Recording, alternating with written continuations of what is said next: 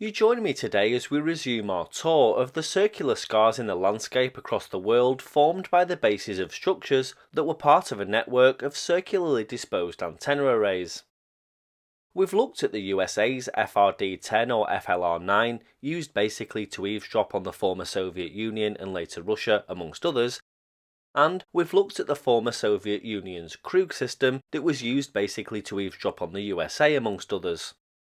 In the last instalment, we looked at 31 former Soviet sites that formed the Krug network that were used for high-frequency direction finding utilising huge Wullenweber antenna systems. Now, if you'd like to catch up on what all this means and what these antennas do, then check out the previous videos in the description and at the end for a more detailed look at these arrays. The Soviet Union constructed alongside the Krug antennas a smaller generic 8 antenna CDAA using the same caged antenna as Krug, which Western intelligence referred to as Thick 8. This system was deployed in the Soviet Union, Warsaw Pact countries, and the technology then sold to China. Another kind of CDAA was known to NATO as a Fix 24. This system was 150 to 200 meters in diameter, with concentric rings of antennas and 130 meters in diameter. Some of the locations were joint Fix 24 and Thick 8 sites. The location of these antenna arrays was naturally kept secret by the Soviet Union, but during the 1950s, 60s and 70s, high-altitude surveillance aircraft such as the US Air Force's Lockheed U-2 and Lockheed SR-71 and the CIA's Lockheed A-12 took flights across Soviet territories in order to hunt these sites out. The documents revealing the locations of the Wullenweber direction finding arrays were kept top secret and classified until the early 2000s.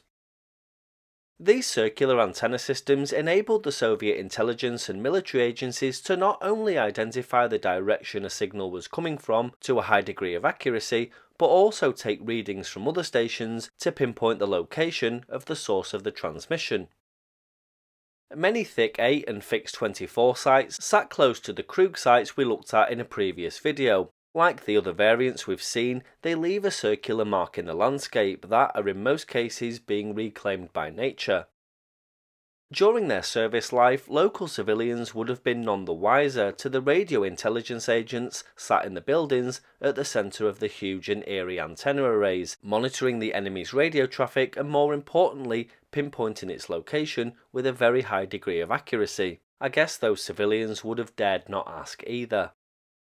So let's take a tour of the Thick 8 and Fix 24 radio sites of the former Soviet Union and see what, if anything, remains. Before we go, there's an awful lot of these locations to look at, and they've all been decommissioned as CDAA sites. They were demolished many decades ago now, and only the circles remain, so rather than discuss each one, I'll show you them all in their various states and pick out the unusual ones as we go.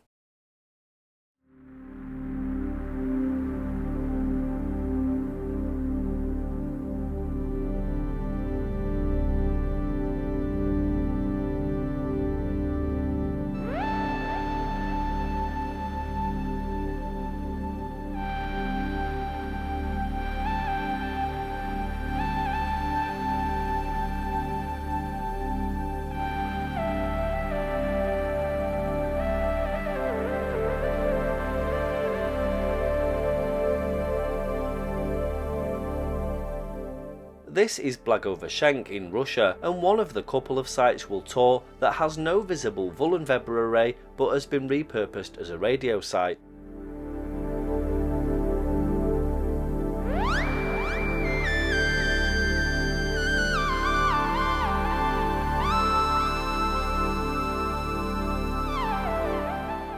Chelyabinsk in Russia is a Fix 24 site that appears to be on military land and has been bombarded with explosives to form these craters in the earth.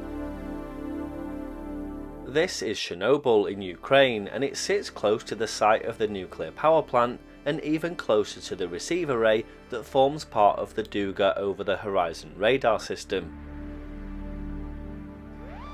Now only a ruin remains circling the main building.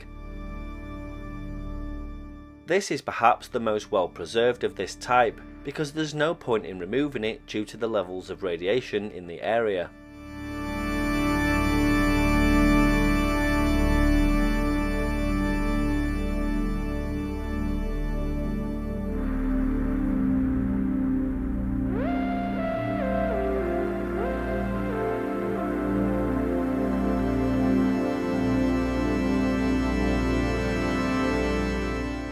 U30 in Germany has completely disappeared today under a large solar farm. I wonder if the people that built the original antenna system many decades ago imagined what this site would eventually become.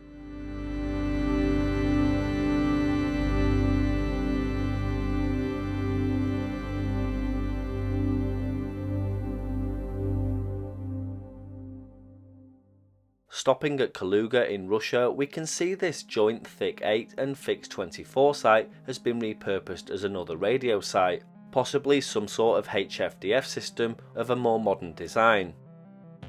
This site in Kaliningrad in Russia is another interesting one because despite the fact that the array is long gone, a tall radio mast can be seen in its place.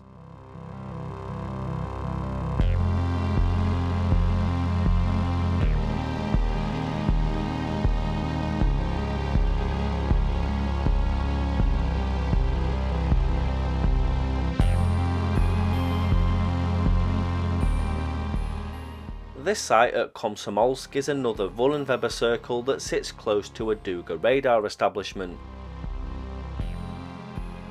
This was the former home of the Duga 2 receive array, which has now gone without trace, leaving the concrete platform it once towered above.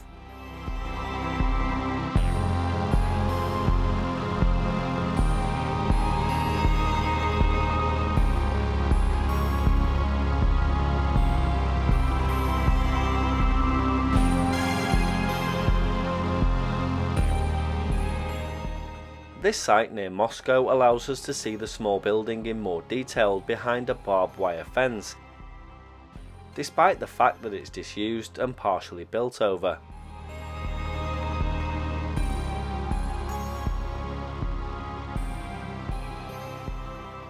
This site in Murmansk in Russia has been repurposed into some sort of satellite array. Whether it's military or commercial, I can't be sure. There's some large hangars and a helipad nearby, so it could be some sort of military establishment.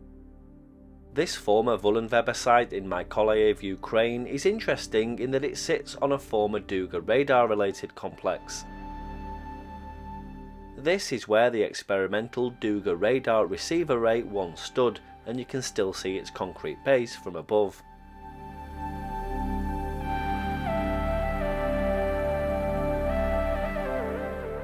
Obory in Poland now, and we get another closer look at a former Fix 24 site. The array of course is long gone, but the building still stands.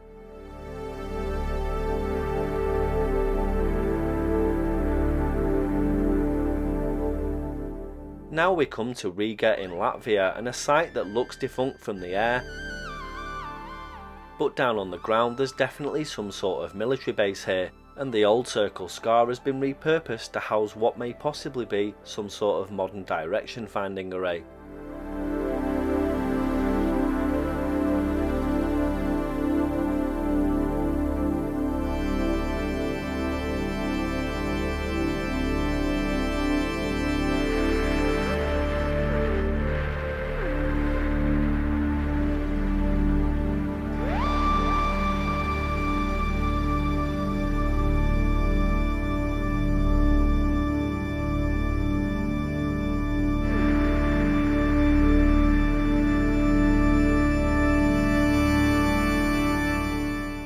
Stopping at a site near St. Petersburg, Russia, and another case where the array has gone, but just next to it is now a modern antenna array. Again, what it's for, I can't be sure.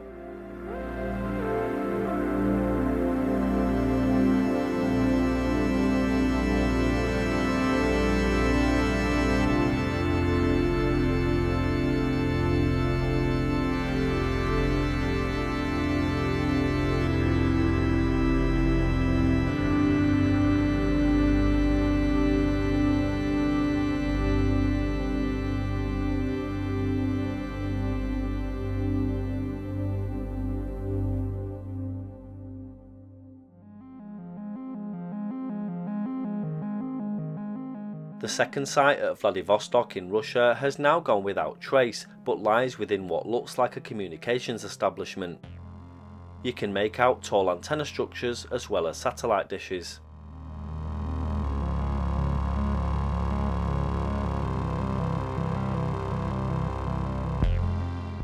Moving on to Yuzhno-Sakhalinsk in Russia, and we arrive at what looks like some sort of abandoned military base with a double circle in the ground.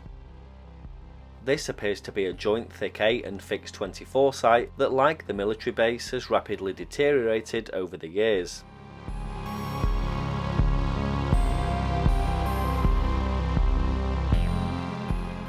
Before we wrap this video up, I'll show you the remaining Thick 8 and Fix 24 sites that were there at one point and confirmed by the CIA, but are now no longer visible at all.